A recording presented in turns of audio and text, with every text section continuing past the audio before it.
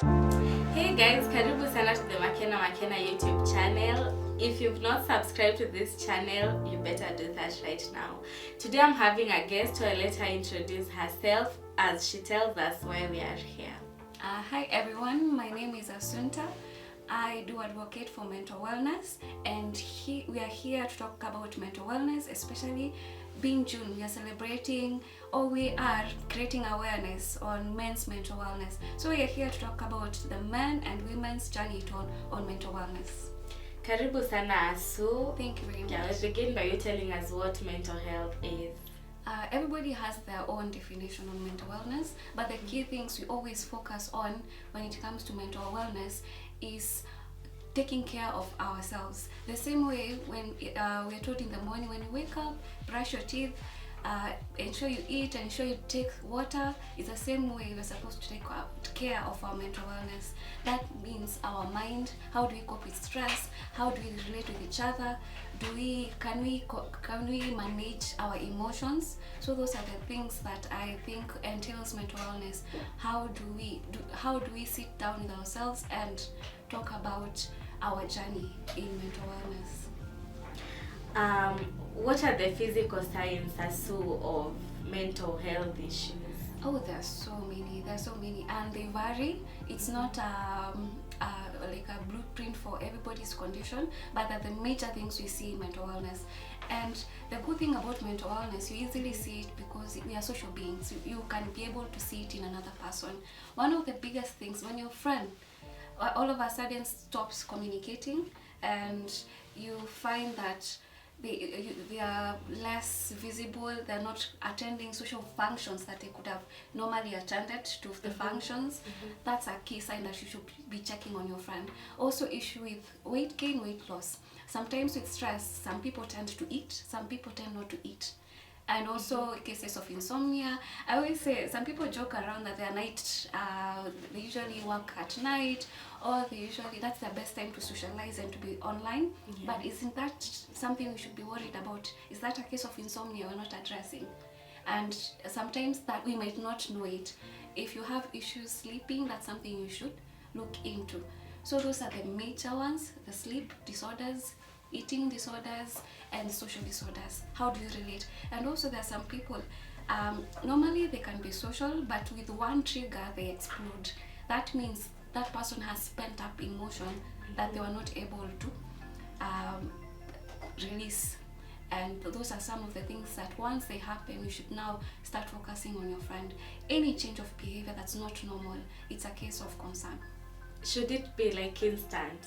Like instantly, my friend doesn't talk to me, should I go straight to think that's a mental health issue? I think thank you for asking that question. One of the things, people hide a lot. Behind smiles, you can find people have mountains of problems, but they always smile. And there's always this one thing when somebody says, Sasa, how are you? And we have like that common answer, I'm well. And if we can do like a real truth segment, maybe you're saying, today maybe I don't have rent, today I've not eaten, I'm heartbroken, there's so many things. So I think it starts by first creating a friendship where you are honest with each other. When you're not okay, when I say, how are you? You say, I'm not good, today I'm not good. It's at least have one friend. And when you have that friendship, we will have a community where if, for example, somebody unfortunately commit suicide, we don't say, I wish they could have told me, why didn't they not tell me, and I'm their friend. I think that's the gap we have also when it comes to mental wellness. That we did not create a space for them to be open to. I also think it's high time we normalize asking people, how are you feeling? Yes. Oh, how are you really? Yeah, how are you genuinely feeling? Usually when I interact with people, especially if I have not seen them for a while, I usually ask them, how are you? And then I ask them, how really are you? Because we haven't talked for a while, and spill. And the one answer, also that's another thing. We have normalized having one answer statements. Like, how have you been? Great. So I'm also okay. yeah, It okay. ends there. Yes. But I'm also thinking for men, now that we're focusing on more on the mental health issues for men, men will not say, for me as a lady, I'll be so open to you, Asu. So how do we deal with our male brothers? We start from the origin. I always say it always starts from the origin.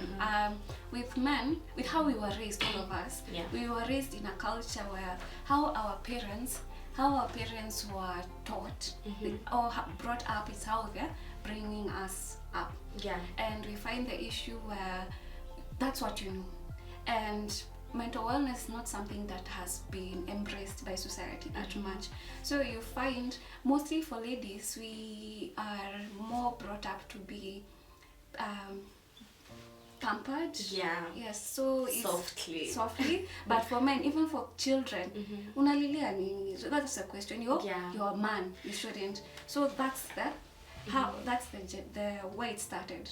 And when you're growing up, you find that sometimes men end up with masculine toxicity because that's how they feel that that's being a man. Being a man is not crying, it's not having problems, it's holding it all together. And you find sometimes men end up trying to cope. You might find somebody being very aggressive and violent, and sometimes you might find somebody indulging in drugs and alcohol. Yeah, but do you think as time goes, we are breaking the gap? Like the gap where we don't tell men anymore that men don't cry? Oh, I actually love the social media movement, right? Especially this month. If you can see most of the content being shared, we are trying to normalize mental wellness. And also trying to normalize that there is actually a gap, especially for men, that we need to make it a safe space for men to be vulnerable, to be able to share their problems. And it also goes both ways. We have to create a safe space for everyone to be able to talk. So going forward, we're heading somewhere where we no longer tell men don't cry, men don't do this. But I'm wondering, do our men know that it's okay? How do we make them know that it's okay to be broken? How do you know it's okay to cry? How do you know it's okay to open up? I think because especially mental wellness being a social, you see it from our social behavior, we have fast to start with us. You can't tell somebody that it's okay to cry, it's okay to be vulnerable, and then on your side, if something goes wrong, you don't communicate. You say, so it has to start with us. We have to be vulnerable ourselves so that we can allow people to feel they can be vulnerable with us. Okay, I'm wondering, do you think that men and women handle mental health differently? No, I hope I'm not interrupting the question. So for the men and women, everybody handles it differently. For women, especially, you see, any stress, you always have your girlfriends. You always vent, whether you vent online, whether you vent to your friends, whether you cry, whether you binge eat, whether you sleep. You always have a way of releasing it. For women. But for men, you see that it's different. You might even never know that they have an issue because even their close circles. Like I'll give an example. There's once I had a conversation with a guy, friend of mine, and I actually asked that question. And to me, the answer he gave me is that he is expected to have this level of manliness where you don't, you can't even say you have a problem. It's not the norm. So I think as a society we take it differently. So even if you ask anybody, you see, if for example a guy and a lady have a heartbreak, a lady will go and heal and get over it very fast. For a man, we don't know what happens there. Sometimes you feel they moved on, sometimes it's a rebound, sometimes they don't heal. Sometimes even see, I don't know if I've ever heard of examples where somebody is dating, but they keep on trying to solve why the other relationship failed. So those are some of the things, the processing, how do we process these emotions. But I always say, how we handle it starts with us. We have to stop seeing ourselves as gender and we start seeing ourselves as human beings. Me as a human being, I have these stress issues, I have this emotion. That's the first step, identifying you have an issue. The second thing, now how can I either reduce it or solve it? How can I break this cycle?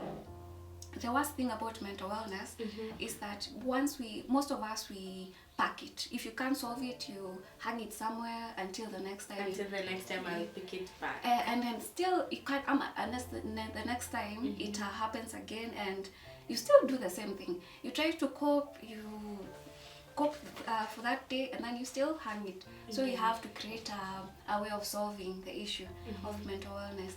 Cut the cycle. If it's something that you see it's a pattern, this has to happen. I have to, for example, I don't interact well with people, and this, after I don't interact with people, I get angry for maybe a couple of days, and the cycle continues. You have to break that cycle. Yeah. Okay. Do you think that the statistics of men who are suffering from mental illnesses are higher than those for women? Yes, actually, the statistics right now say that men are 3 times more to commit suicide than women, and that's a very horrifying statistics. The other day I was seeing also statistics that said every year we lose over 500,000 men to suicide. And most men under the age of 50 are the ones, they die from suicide, not any other stresses. So it means that men are really suffering more than women. Yes. Do you think that is because they handle stress, they handle the mental illnesses differently? Yeah. Also when we talk about men, I would like to touch on the boy child. It's good that we focus on the girl child, because we do have challenges with the girl child, but there's a time we really notice that the boy child has been left behind. And after we noticed it, then it became the question, now what do we do? No, I think that's the problem. We have solution from one side, but how can we get solutions from this side? I think one of the ways is getting feedback from men. If men can open up and be honest about the issues they are facing, we can be able to easily say, this is how we can go forward. How can we support men and not leave them behind as the girl child progresses? But how do we make the man understand that this is the way? How do you make your brother or your uncle or a relative or a cousin understand that this is the way forward? Because to be honest, most of the time it is easier to even empower a girl child more than, it's not like it's easier, like we the society think that it is easier to empower. We back in the days where maybe girls were taken to school and the men were not taken to the school, or I think it has changed. Yes. Yeah, true. There is a gap, and how to help men. Yeah, how do we fill that gap? I think it starts with culture, the cultural and the beliefs we have. We have to start from what we all accept. We accept the cultural beliefs, we accept the religious. So I think those are the best platforms to start preaching the right thing. Culturally, if we have to, I think culturally the best way to go is men starting it from the ground up and saying that we are starting this to support men. Because culturally we find that such things can grow because most of the voices or most of the changes we have culturally come from men. From a religious side, I think we mostly have to communicate that this is not a gender thing. We have to start seeing that as much as men are expected to be providers, to be strong, being vulnerable doesn't make you weak. And also being consistent, making that communication continuously until you all start believing in it. Okay, Asu, as a youth in Kenya, what do you think is causing mental illnesses among the youth, both men and women? Like you, as a lady, what do you think is what will lead you to that? That's a very good question. One thing we always forget is that mental illness is a disease, and also can be an issue with coping from, for example, you don't know how to handle stress. We have to acknowledge that depression can be a disease, anxiety can be a disease, bipolar is a disease, and all those diseases that deal with the mental health wellness, they actually are diseases, and you have to go to hospital to take care of that disease. If you are recommended medication, do it. But one of the challenges we do find is that if you go to a mental health clinic, for example, and you look at the people and you ask yourself, am I seriously part of? So you need also to have, create more safe spaces around that, so that if somebody just walks in, doesn't feel like they're not supposed to be here, or if they're here, they're lost causes. Also, when you're looking at mental wellness as we have looked at it as a disease, now the coping mechanism, I still go to what we have been told. We need to have a culture where we have to unlearn some of the things we have been taught. When you're growing up, men couldn't cry, but right now you see, find your safe space, find your friend, find your family member, find a religious or a spiritual or somebody or a mentor. Open up. Have a way of venting. If it's exercise, if it's talking, if it's therapy, and I highly encourage, if you can do therapy, do it. Therapy isn't for the people who have issues, it's for everyone. We are all recommended to do therapy. Okay, I saw a meme that was saying, now on the question that how do you think the youth are handling stress, or why do you think the youth are so much into mental illnesses that they are putting? A meme was saying that si stress, hatuko mentally ill, ni economy ngumu. Well, Ni pesa hatuna. So do you think it goes around the economy, and maybe it could be physical, like what you're eating, what you're doing, what you're nursing yourself with? Yeah, actually, we do have to acknowledge that there are challenges, especially with our age. There are right now youths are trying to have to be financially stable, to get into the right relationships, and sometimes those can be our biggest stressors, because there's always the pressure. You have to have a good job. We have to see you getting married. So be easy on yourself. It's not a competition. Everybody has their own journey. And also, when you talked about it being a meme, I always find people joke around something to ease the movement. But what if you can have honest conversation about what are your challenges, and then work towards solution. In social media the other day, I saw a comment. Somebody actually highlighted an incident that happened. It was a suicide incident, and in the comments, it was a pouring moment for everybody. But at the end of the day, I asked myself, yes, we have vented, but won't we go back to the cycle again? So that's also another thing we have to check. And when you talked about also youth handling stress, we have to be the change. So it gets to a point where we have to cut the cycles. What didn't work? It starts with us. And one of the biggest steps you can start with is self-care. Care about yourself. Even on a bad day, we always say care about yourself. Wake up, brush your teeth, eat, take some water. If everything else doesn't work out, at least you know you have done something for yourself. But the question is always, until when am I going to take care of me?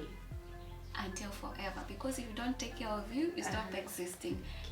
Because if I'll give an example. If you do not eat healthy, you will be prone to getting diseases. And if you're not strong enough, and maybe it's too late, you might end your journey too early. So caring for yourself is the biggest form of love, and I think also that's the biggest issue we are facing, self-love. You find that maybe how you're raised, we weren't taught how to love ourselves. We are taught how to ensure we look perfect, and I think part of the healing process is learning to start loving ourselves, loving our flaws, and when we don't do the right things, we don't be our biggest naysayer. Sometimes it's that person who sits in your mind that's your biggest naysayer. Going back to the symptoms of mental health, we mentioned the physical symptoms. At a personal level, how do I know that I am mentally ill? One of the things is, if you feel you're not okay, always see somebody professional. That's one of the best ways. There are a couple of toll-free lines where you can call and they can guide you, because you cannot self-diagnose. You can't one day feel you're a bit low and you say you're depressed. It has to be. Somebody has to say you have symptoms of depression. But now when you feel that you can't find joy in a day, not happiness, joy. Because having joy is bigger than having happiness. You can always have joy, but happiness comes as a result of you accepting that you're living a joyous life. So when it comes to that, you have to look at the professional bit and see your patterns. it's always good to be self-conscious. This is how usually my day is. Today I'm not feeling this way. Maybe a whole week I've been feeling down, or maybe I start feeling like I'm having panic attacks. That's a reason for concern. And one of the problems we have, just the same way you can have a stomach ache and not go to the hospital, the same thing. Somebody will say like, maybe it's a thing, it will pass. And that has to stop. We have to take care of ourselves. Why do you think it's important for us to take care of our mental health? I always say the brain is everything. Without taking care of the brain, everything else suffers. Because when your brain isn't nourished, because once you have mental health issues, and for example it affects your eating habits, the same food that you're eating still nourishes your brain. When you isolate, that's where everything the demon starts. You're not good enough. One of the experiments we have had when talking about especially depression is once people start to self-isolate, you always say, I've stayed like 3 days, nobody has been checking up on me, and then now you start self-starving. I'm not loved enough, nobody cares about me, even if I go right now, nobody will care. But now that's where you have to make a stop, because I think that's where you lose many people. We concentrate on what's not happening, we forget to count about the blessings. People might not know, and when I look at you, I might not know what's happening in your life. So we need to start having that conversation, having those talks.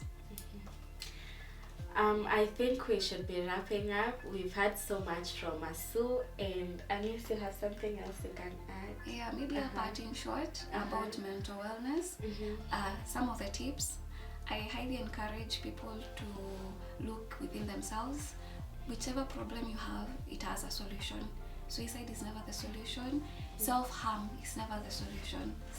Love yourself to want to be okay, to want to have a good life. It's possible, even as much as you're in the darkest of places. Take care of yourself, exercise, drink water, and every day, a challenge for everyone. Every day, count 3 blessings, whether you have the best day or the worst day. Even if you have nothing to say, just say 3 good things. And in the morning, we need also to love ourselves. I think that's one of the issues we're facing, self-esteem. Every day in the morning, look at yourself in the mirror and ask yourself, what 3 things do I love about myself, either physically, emotionally, mentally?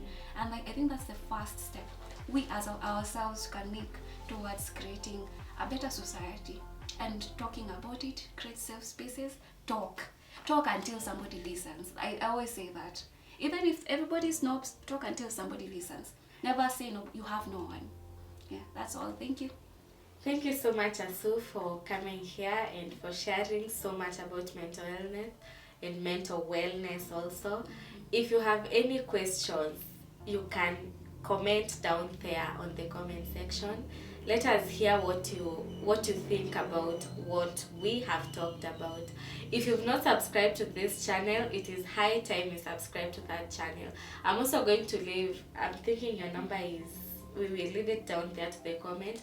We've said talk until somebody listens. Yeah. Oh, another thing I had forgotten, we do have toll-free lines that you can always call. There's a couple of centers. For example, Red Cross has one, it's $11.99. We do have one-to-one. So just look them up. Look for any hotline. You'll get help. If you don't have anyone, there are therapists online. I think we can also share those details. Yeah. Thank you so much. We've said if you've not subscribed, kindly do subscribe.